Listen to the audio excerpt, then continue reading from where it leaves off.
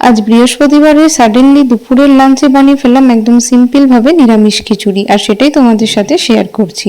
প্রথমে একে একে সবজিগুলোকে ভেজে নিয়ে খিচুড়ির জন্য যে জল গরম করতে দিয়েছি তার মধ্যে সিদ্ধ হতে দিয়ে দেব।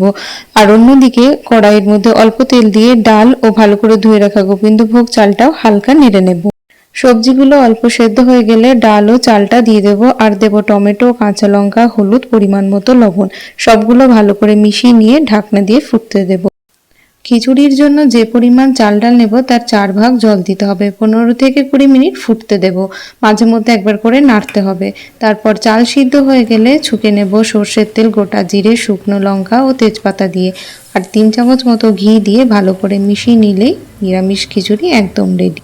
এরকম সবজি দিয়ে নিরামিষ খিচুড়ির সাথে গরম গরম বেগুন ভাজা, পাঁপড় ভাজা আর চাটনি থাকলে ব্যাস, আর কি চাই। নিরামিষ খিচুড়ি কার কার ভালো লাগে তোমরাও কমেন্ট করে জানিও।